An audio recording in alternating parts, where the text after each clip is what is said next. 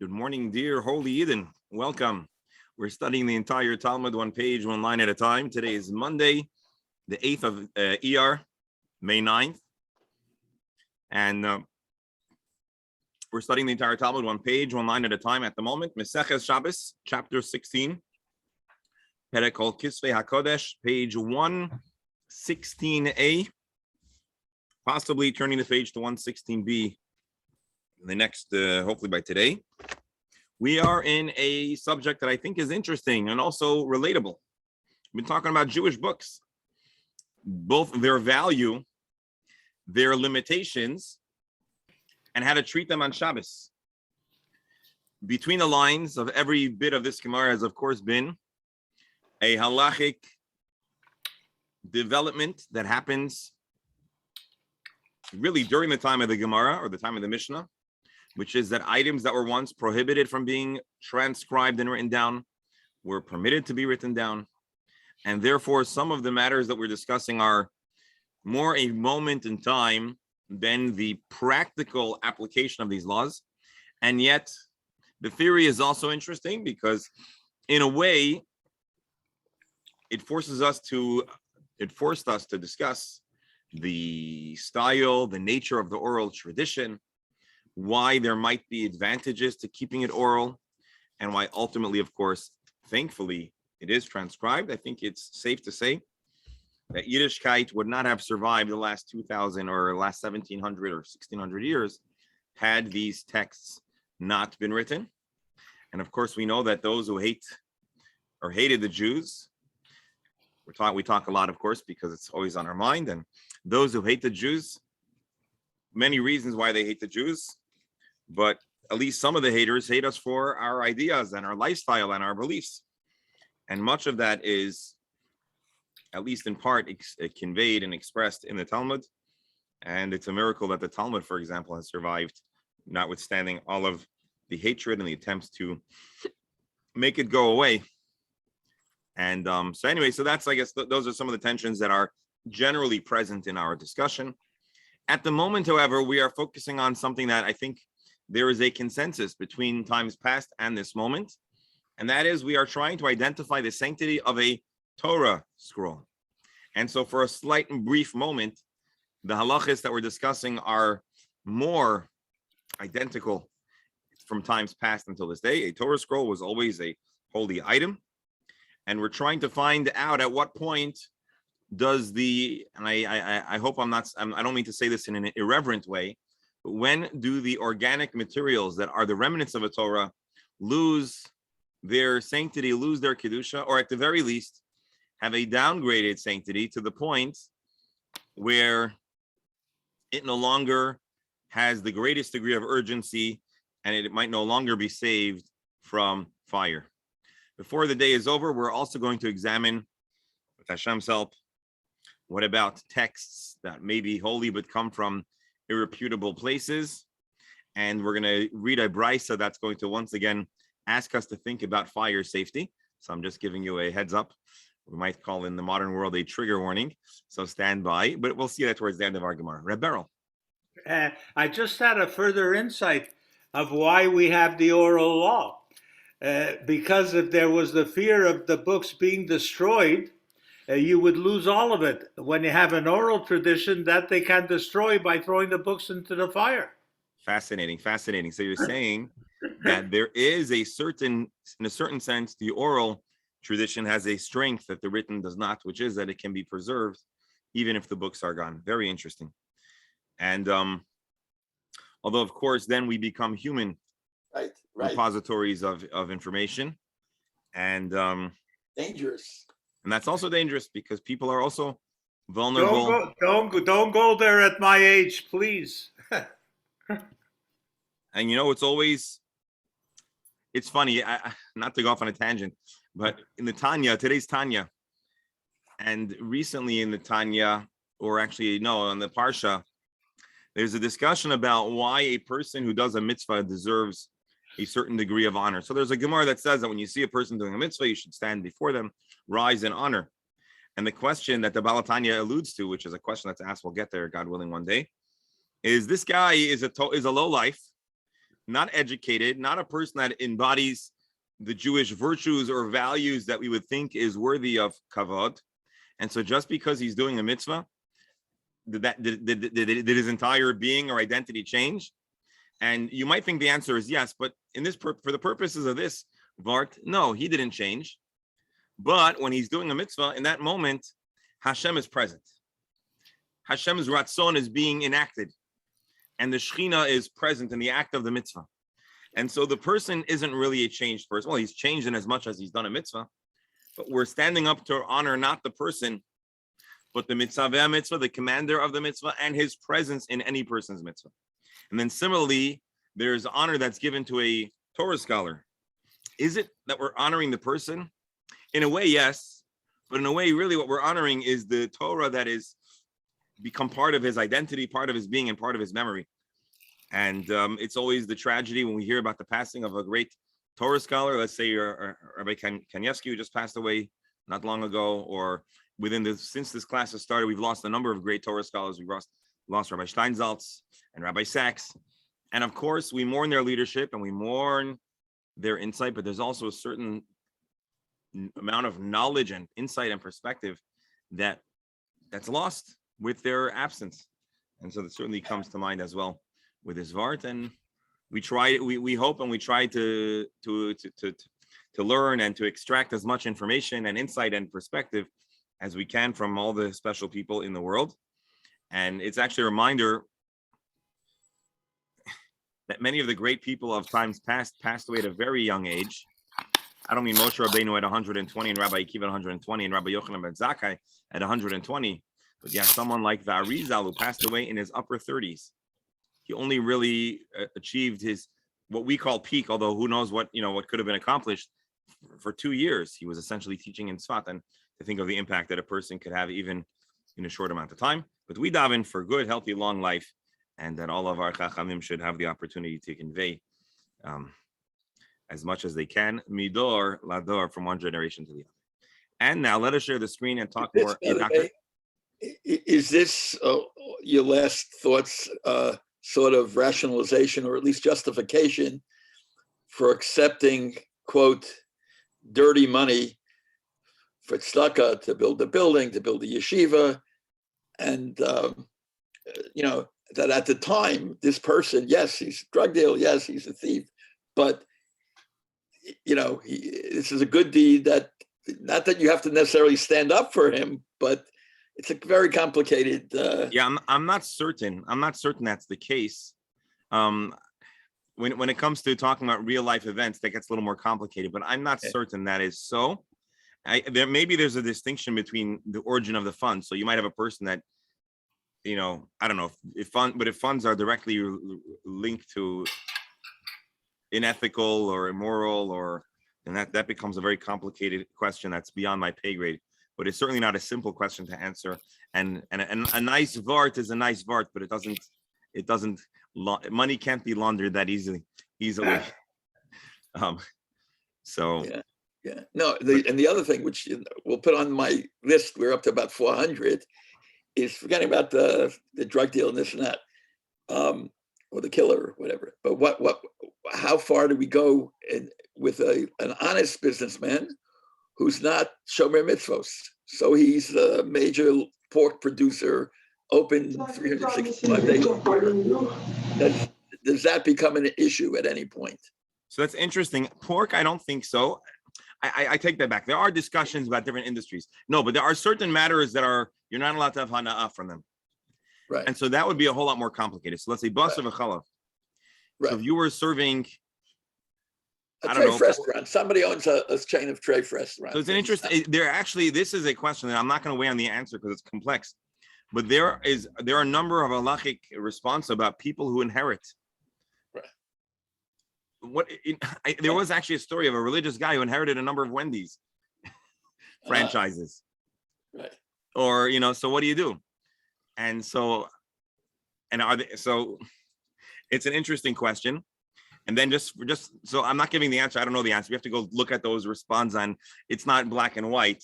If I recall correctly, there was an individual who was advised to make his best effort to divest himself of those investments, but he didn't have to sell it at a loss.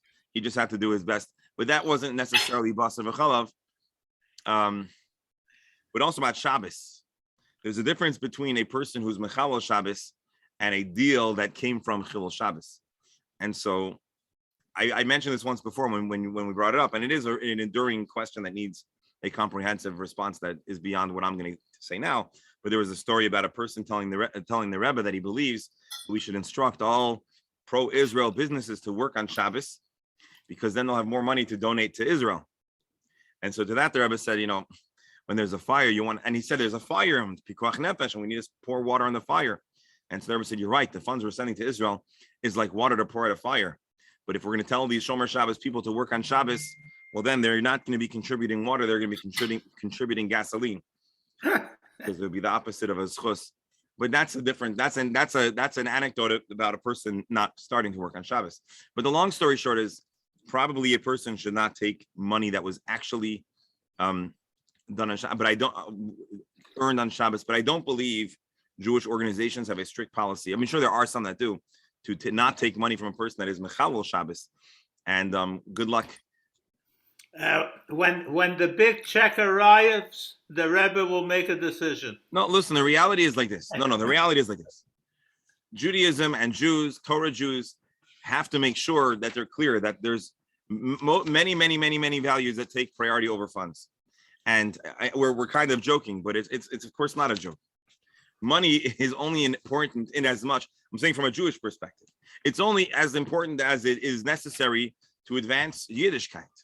But if acceptance of certain funds is in a direct contradiction to the very values that you're going to claim to promote with those funds, well, then one might wonder if the organization needs to be open at all, if it's going to divest itself from the very values it claims to promote in the acceptance of. So it's easy for me to make these comments in the abstract. I'm not here to judge anyone, and I hope I won't be judged either. But we have to remind ourselves frequently that as important as money is, it is not the most important value. Rabbi, which reminds me, Rabbi Josh Gordon Alav Shalom shared a joke. If you've ever listened to him, he said the couple comes to the Beis Din and they say we want to get a divorce. They say, why are you getting divorced? He said it's a religious matter. So what's the religious matter? My wife worships money and I don't have any. Rabbi, when the big decision comes, this group will help you. Okay, we'll have a vote. All right, let's share the screen and get into the Talmud.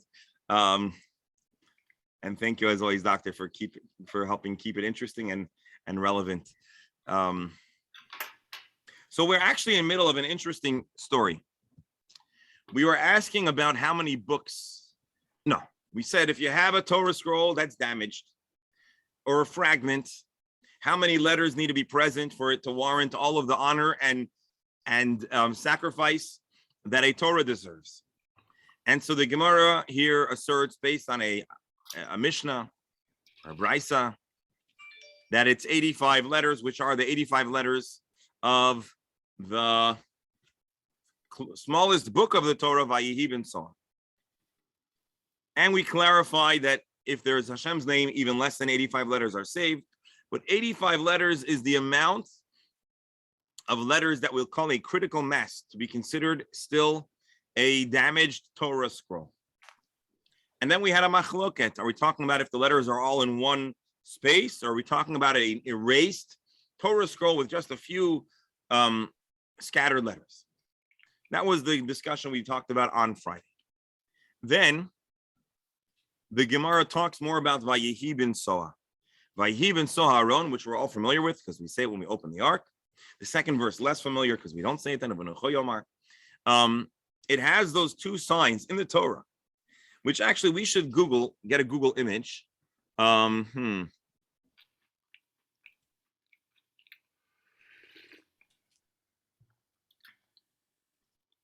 on. Here we go. Actually, I shouldn't really open that one.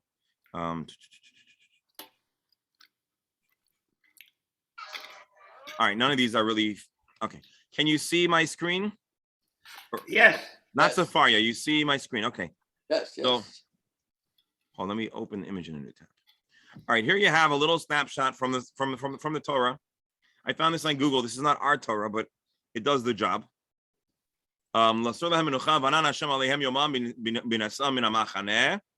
Space. Then you have this funny backwards nun. Vayihi bin soa ha'aron vayomer Moshe.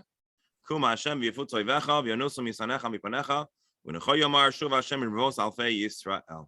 2 verses that are introduced with a backwards nun and end with a backwards nun. So those 2 nuns are actually in the Torah. Why are there these funny nuns? Or the word of the Talmud was simaniot, I think, right? A funny indicator.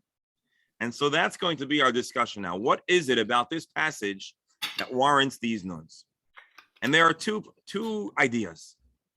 Either because this was a text that was, so to speak, selected and cut out from another portion of the Torah and reposted or pasted here for the purposes of creating a space between what happens above and below.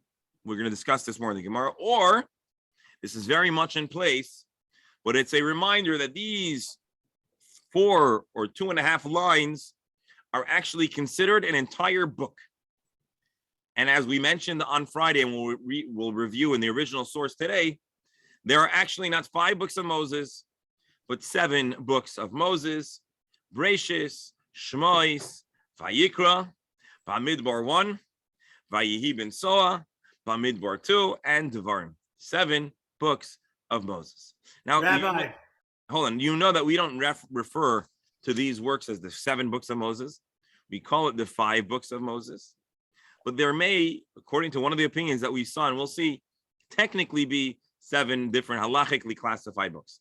Reb Beryl. sorry for the klutz kasha. Are those nuns considered a letter?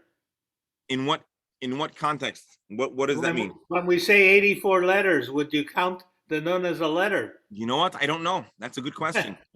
We can count them, but I'm not going to bore you with seeing me count the letters.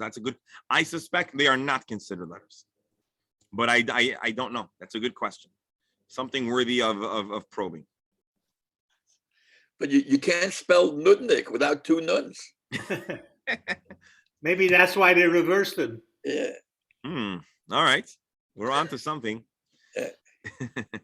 All right. So this, again, we read this on Friday. I'm just backing up just so we can refresh our memory and get into the discussion. Taner Rabbanon Vayihi ben Sayaron Vayomer Moshe. Parsha zu asa lo HaKadosh Baruch Hu. When Hashem is designing the Torah, He made this parsha simaniot milamala olamata. These little symbolach, these little symbols above and below. Loimar she'ein ze makoima, to alert us to the fact that this is really out of place. It's out of place. Rabbi disagrees. Rabbi Yomer lo min Hashem hu zeh. That's not what we're talking about. That's not the story. This is not the reason for those letters. It is in place. Rather, the Vayihi ben Soya words are in place. So, the first opinion in the Brisa, the anonymous Tanakama, if you will, says, these are transplanted words from another place in the Torah. And Rebbe disagrees. Rebbe says, no, it's the 7 books. That's what it's all about. This is one of the 7 books. So the debate is, does this verse have a contextual association? Does it belong over here, or is it out of place? And so that's what the Gemara is going to discuss. And Rashi alludes to it here. What do you mean it's out of place?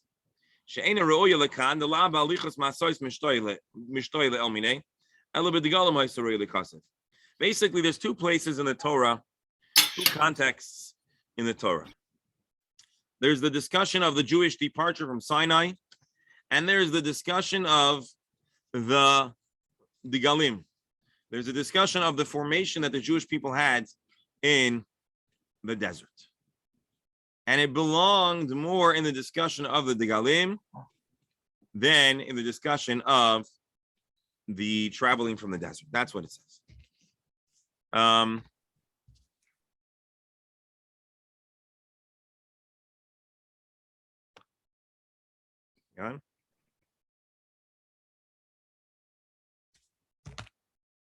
All right, so the Gemara now wants to understand a little more about these two opinions. Again, opinion one, opinion A, Vayi ben Saw is out of place. Opinion B, it's one of the 7 books. It belongs right here. Kiman Oz. Who does this follow? Or according to who does the following go? The following statement. Amar Shmuel bar Nachman Amar Rabbi Yonasan taught, Chatzva Amuda Sheish, there's a verse that says, with wisdom, B'chachma ban Sebesa. Here, let's see the full verse. B'chachma ban Sebesa, the house was built with Chachma. Chatzva Amuda Shiva, and she has hewn her 7 pillars. That's the little, it's talking about the Torah. So what does it mean that it's hewn from 7? Where does the number 7 come into the Torah? Well, this teaching of Rabbi Yonasan is Elu Shiva Sifrei Torah. These are the 7 Torah books. Rashi, the Parshas of Sefer La'atzmai. Nimsa Shalamayla Sefer La'atzmai, Shalamata Sefer La'atzmai, Helevs Amakaima, Nimsa Sefer Vayidaber Bamidbar Nechlak Gimel Svarim. It's a book that is divided into 2. Come on, Kirabi. This matches Rabbi's assertion here that the Simaniyot, the nuns, are because it's a Sefer Chashav B'fnei Atzmai.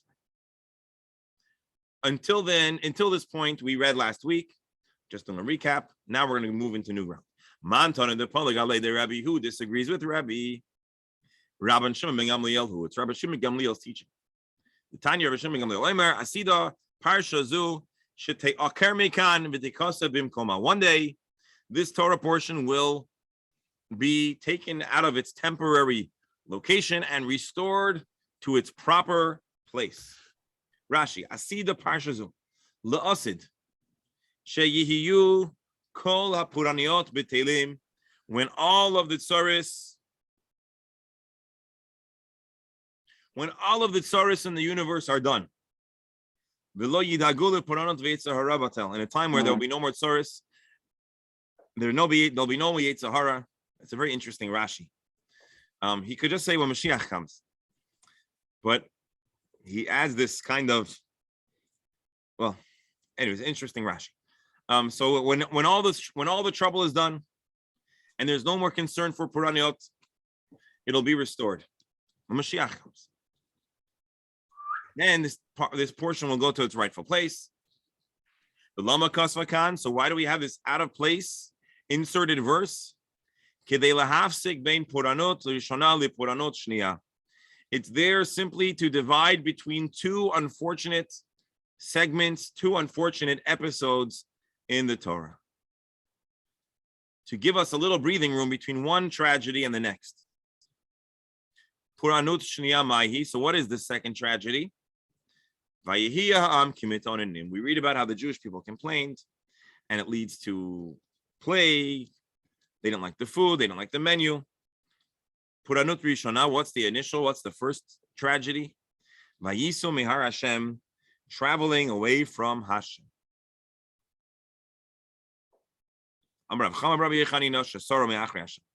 Either they left Har Sinai, or they started rebellion against Hashem. Rashi Machri Hashem. Within 3 days of leaving Mount Sinai, they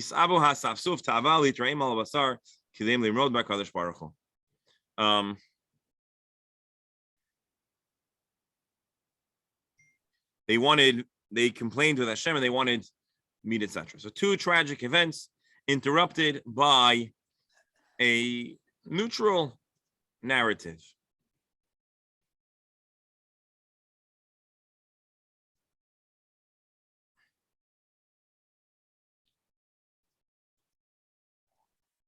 Let's see. This is right after Vayihi ben Soya. People were complaining. A fire broke out. This is bad news. This is a sad story. And before Vayihi ben Soya, we read, Vayisu Mihar Hashem, they left Har Sinai. So one tragedy to the next tragedy, and therefore it's broken up by this portion. So now the Gemara asks, where does Vayihi ben Soya really belong? If this is the wrong place, where's the right place? Amar Rav Ashi responds, Badigalim, in the portion that describes the formation of the camp, which is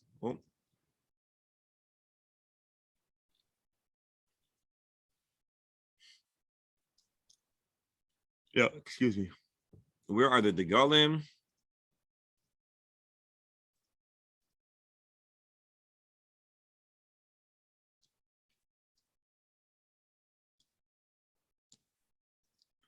Also in Parshas Bamidbar. I think earlier on, right? I mean, Chumash Bamidbar. Anyway, so that's where Vayhi ben Soya should have been. Before we continue,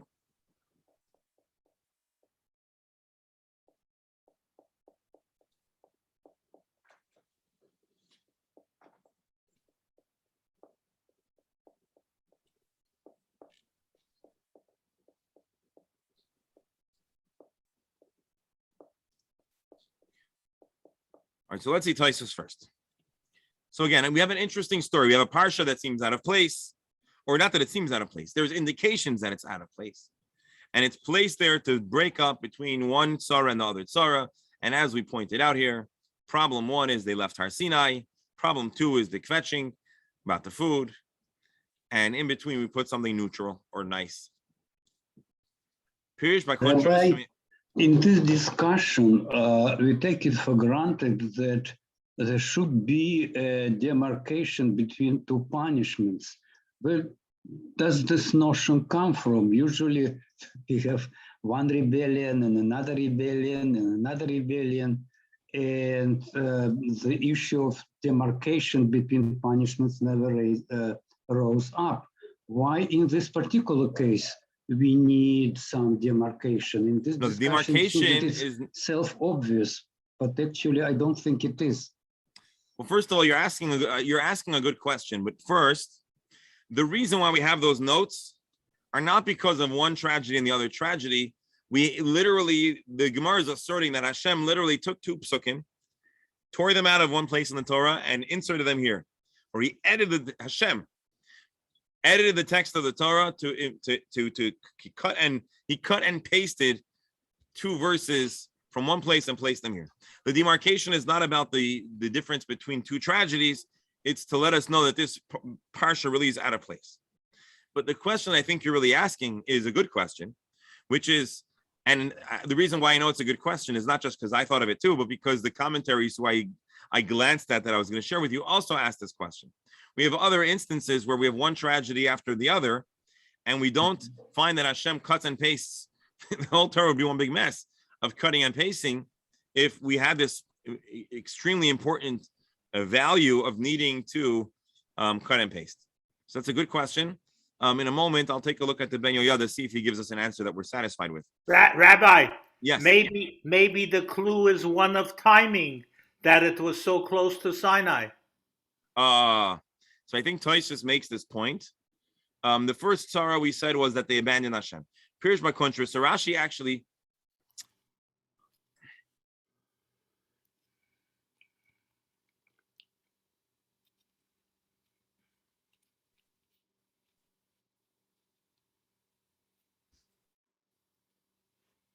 hold on one second.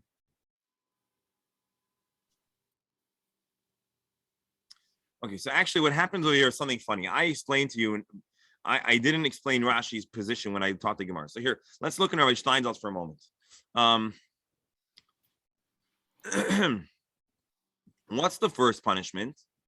And they traveled from the mountain of Hashem for 3 days. Rabbi Chama disagrees and says they turned away from Hashem and they ran from Har Sinai. Two different but similar explanations. So Rashi says, what does it mean, Me'acharei Hashem? They ran away from Hashem. That literally, so short after leaving Har Sinai, they had a kvetch. And so it sounds really like one single problem. They left Har Sinai and they started kvetching. And maybe that's where we want to put some space in between. Tosfos says like this. From the moment they left, they were kvetching and it came to a head 3 days in. So he disagrees with Rashi and says, you know what the problem was? Vayisu, and this is the explanation that I gave you without any comment. Like I didn't point out that I was giving you a different explanation than Rashi. Shenasu mihar Sinai derech shloishes yomim. They right away ran from Har Sinai. Listen to this visual. Kitinoik hayotzim beis hasefer shebayreach loy v'hoylech loy. You know, a kid when school's out, the bell ends. They don't walk out of school; they run out of school. Similarly, this was the sentiment. This was the emotional state of being of the Israelites. They were running 3 days. And more so, they learned so much Torah. And now they were done. They were like school kids ready to get a break. I'm going to put the tragic reality of the Jewish people abandoning the most important in the Torah. We're going to juxtapose the tragedy of the Jews abandoning the Torah to the tragedy of a plague, of punishment, and so Hashem puts a break in between. So that's Tosfos' take on this. Whereas Rashi, if I understand correctly, says the events that happened after the Vayehi ben Soya really started before, and so we want to put some breathing room between the initial phase of trouble and the final, when it really comes to a head.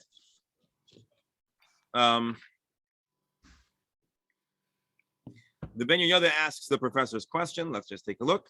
Let's ask, who needs this division? And what's the big deal if we would have the juxtaposition of two upsetting accounts?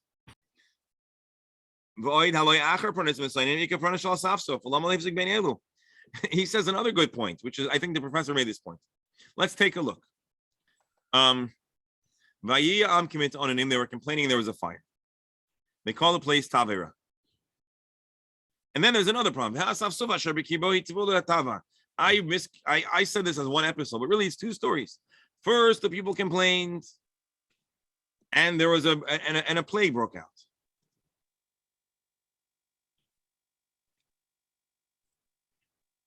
What was their complaint? They were kvetching about how long is the Rashi says. Are we there yet? It was a long road, and they were just making trouble. So Rashi explains this, and then this is really the pshat as one event. They complained, and then they also complained about the food. Two different stories. So the Ben Yehuda says, if we have this new doctrine that we just discovered, that the Torah needs to always put a break between one painful event and another, there should be another interruption over there. So he explains like this, nearly as follows: B'siyata d'shmaya. When there's a break between the first and second event,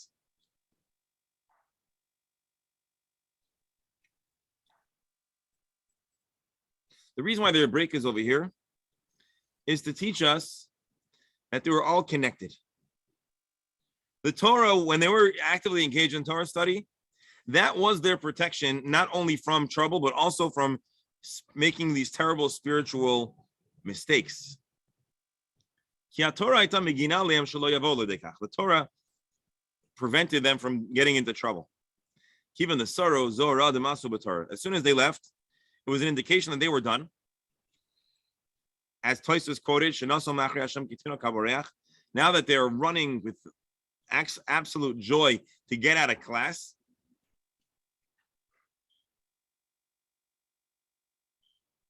and this break between Vayehi and Soya is there really to draw our attention to the fact that there's a correlation. And so he makes something special to remind us, the Torah created this special dynamic, and the end of this intense Torah study is what brought the trouble.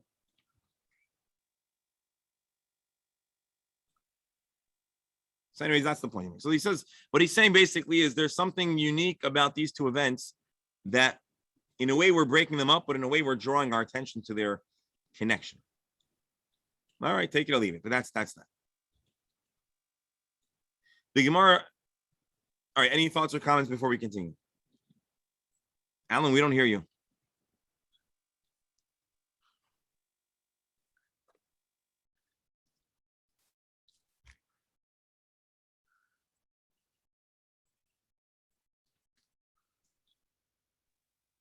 Alan, were you saying something? It's your sound. It's like, okay, anyways, your sound's not connected. All right, Ibailahu, the Gemara has a question. A dilemma, something that needs to be resolved or figured out. Hagilionot shall sefer Torah. So until now, we've been talking about a Torah scroll with the words of the Torah, or a fragment with the words of the Torah. What about the blank segments of the Torah? Rebellin? Rebellin, say something? What I can understand is why they were at the 49th level at that point. How could they reduce themselves to zero? Hold Or on, there's to no where reference to the 49 levels right now in this context. Well, close to it. So they were close to it. No, there's no reference in our Gemara. But we're talking about Sinai. Oh, so you're saying if they've been perfected, then why are we now saying that they're eager to get away? Yeah. And why are they complaining so much and reducing their attachment to God? So you're asking a very general, good question, which is what's going on with the Jews? Yeah. Why are they such complainers? Was it the Egyptians that they brought along that caused all this trouble? So our Gemara does not address that question. It's a good question for when we study the Parsha, but our Gemara doesn't reference that issue. The Gemara just references the simple correlation between the end of the Torah study and the trouble that follows. So you're asking, what was it or who was it that gets them into trouble? So I'm going to just answer a fast answer here. Let's see if Rashi. So Rashi here says, it says, Vayihi ha'am, the people. Who are the people? Ein ha'am ela rishayim. There were wicked people. Not everybody was righteous. And so the troublemakers were troubling. We're doing their job of kvetching. They were on duty.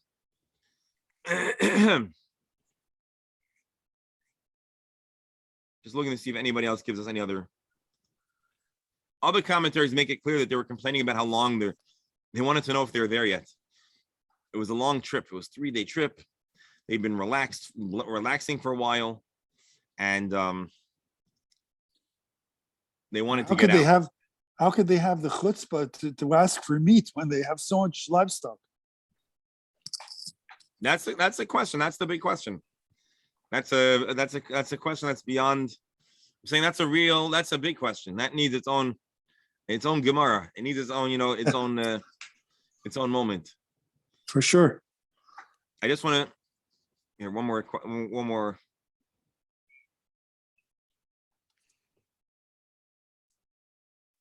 But I guess the short answer is people don't necessarily make radical changes.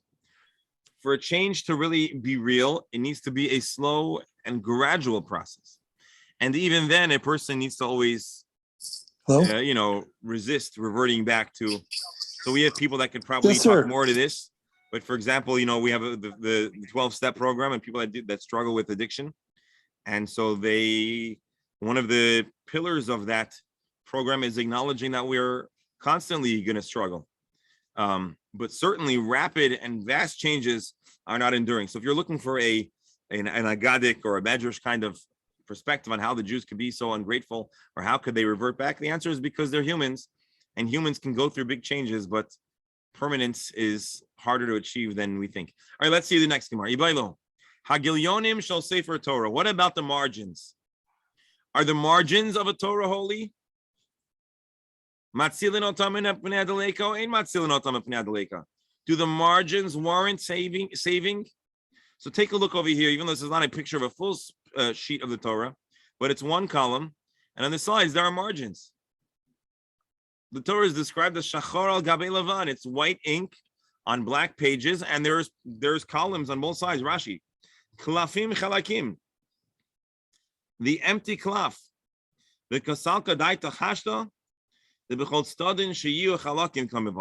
point, we think we're asking about every side of the page. Any part of the Torah that was once, that's white, that's clear, that's empty, that's devoid of letters. So at a later point, there's going to be more clarity about what we're asking. But at this point, it seems to be a general question about the margins, the unutilized parts of the Torah parchment. Are they to be saved or not? Let's take a look and then we can discuss some more. Tashema. So we're going to try to bring a proof from, it's a brisa, Sefer Torah Shabbat, a worn out Torah scroll. It has 85 letters. For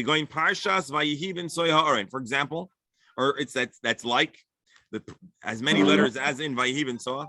Matzilim, then we save the scroll. But if your scroll doesn't have that many letters, it's not to be saved.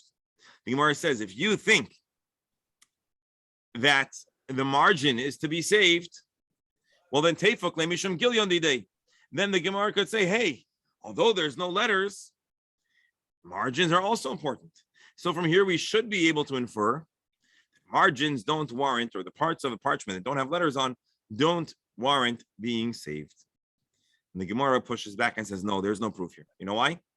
Bala shiny.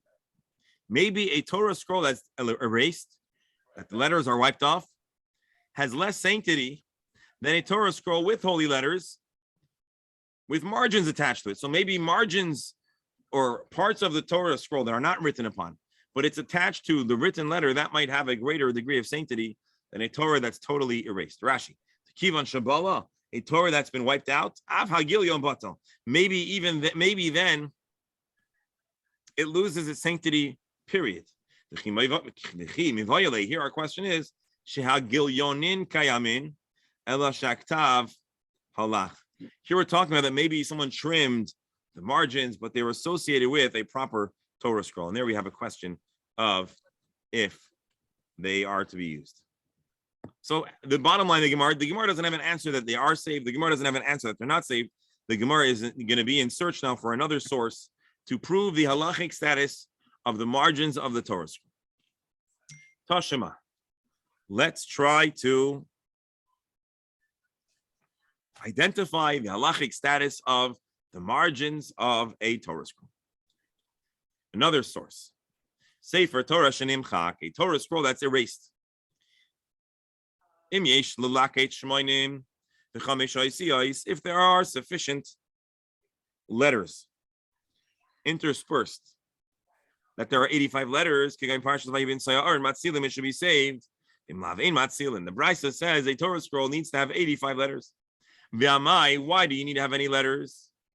It should be saved because it's attached to margins that have sanctity.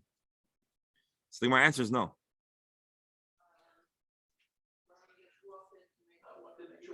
We don't have a question about the area that there were letters on. Rashi says Shenimchak, that now have been erased. The Chikadosh, Agav Ksavu de Kadosh. The sanctity of a Torah scroll is associated with the words that are upon them. Or the sanctity of a parchment is because of the Torah letters. Azal Ksav, when the letters are removed or fall off, Azal Kiddush, they maybe, or it should lose its sanctity. Kikamavayali, our question here is Shalmala v'Shalmata v'Shel Bein Parsha leParsha. Here we're talking about the margins of a functioning kosher Torah scroll. The top of every page, the bottom of every page, in between every parsha, shebein daf ledaf, between one page and the next, shebechitchilas hasefer, and there's an extra big space at the beginning of a scroll, v'shavas soif hasefer. That's where we have a question, not about a Torah that's been erased. So the Gemara says, "V'tepok le mishumahu." Okay, so maybe the scroll has been. Oh, I'm sorry. If you're talking about margins that are attached to a kosher Torah scroll, well, they're kind of connected. So you'll save the margins alongside the Torah scroll itself. So the Gemara answers, the giz ushdei. Let's read Rabbi Steinsaltz's translation. Maybe we're talking about that they were cut off. The brisa that says that you have to save a proper Torah scroll, maybe there's no margin. So we don't know if a margin actually warrants saving or not. So again, just to recap, our Gemara wants to know, what is the halachic status of margins? We tried to bring proof from a text that says that a scroll is to be saved. If assuming the script is intact, if the script is erased, well, then it loses its sanctity. So we asked, maybe we'll take it. You should save it because the margins. Well, if the margins are erased, in other words, it's possible, although not probable, that a Torah scroll could have all of its margins taken away. That would not be the appropriate treatment of a Torah scroll, but apparently that's a possibility.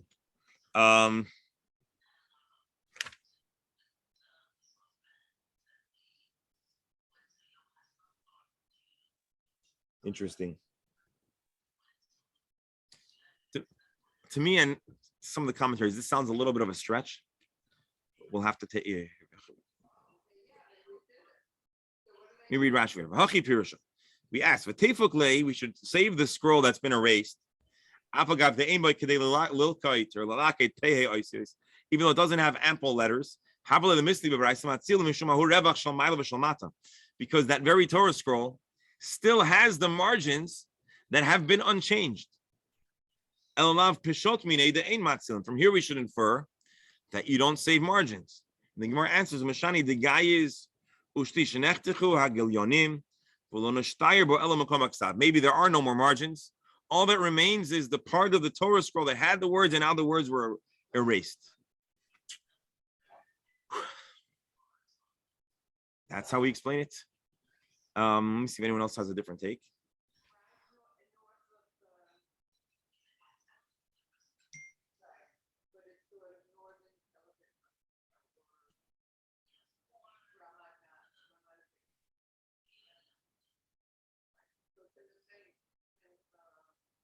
All right, interesting. Rashba has a slightly different take, but we'll leave it at this. Tashema. The Gemara once again is going to try to figure out what is the law of the margins. The Mishnah says that the margins on top and on bottom, shebein parsha, the parsha that is in between each area where there's a space between one paragraph, if you will, and the other. Shebein daf, daf in between one page and another, and shebetchilas sefer, shebesoifa sefer. The halacha is that if you handle scrolls, and we learned this earlier on in our Gemara, if you recall, the Chazal were afraid that we would store Torah scrolls with food because food needs to be preserved in a non-impurity status, and scrolls we also want to treat properly. And there was a concern that rodents would infest the food and they would also damage the scrolls. And so the Chazal made a gezerah that says that if you touch a scroll, your hands become impure and you have to wash them. What did that accomplish? And nobody wanted to put their sandwich next to their scroll, lest the scroll become impure. Lest the sandwich become impure. But of course, the objective was not to diminish the sanctity of the scroll, but on the contrary, to make sure that they were not put in a vulnerable situation. So the Mishnah says that all the parts of the parchment, even the ones that are blank, also convey ritual impurity to the hands. What would this seem to teach us? That the margins that have no writing are as holy as a regular Torah scroll, as the rest of the Torah scroll.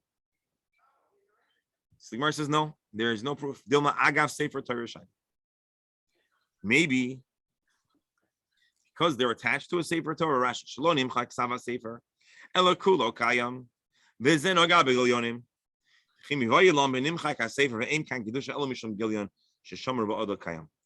here the reason why your hands become impure is because those margins are attached to a functioning Torah scroll. So then, they should convey ritual impurity. But if you have an erased Torah scroll that has a margin on it, and those margins haven't changed, the Torah scroll has, the margins have not. So although the Torah scroll loses its sanctity, maybe the margins maintain their sanctity. And that is a question that the jury is still out upon says the Gemara. Tashema, let's try to bring another proof. This is going to be an interesting proof, but it's also going to open a can of worms, as our dear Reb Beryl. Is he on? No, but Reb Beryl, we'll tell him tomorrow that we talked about a can of worms opening right over here. Tashema, Hagilyonim, the margins, the blank parts of the parchment, Besifrei Minin, and scrolls written by a min, a heretic. They are not to be saved from fire.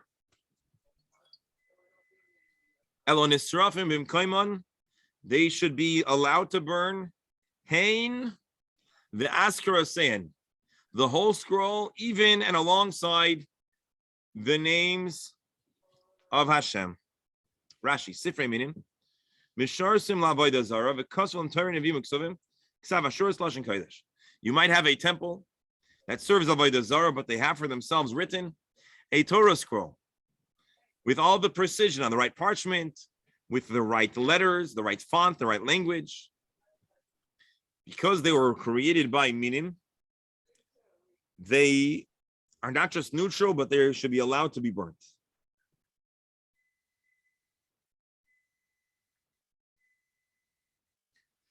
Do they need to be written by a heretic?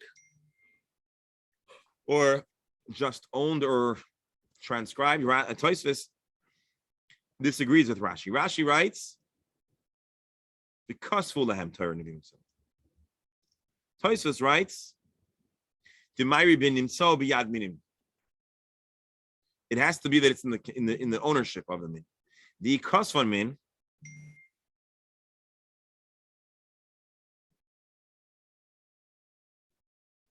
So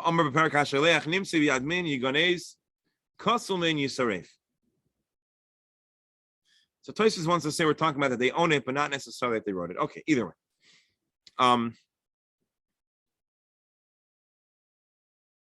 So when we write Hagil Yonim, my love, Gil Yonim, the Sefer Torah, aren't we talking about the Gilyon of a Sefer Torah, and we're asserting that it needn't be saved?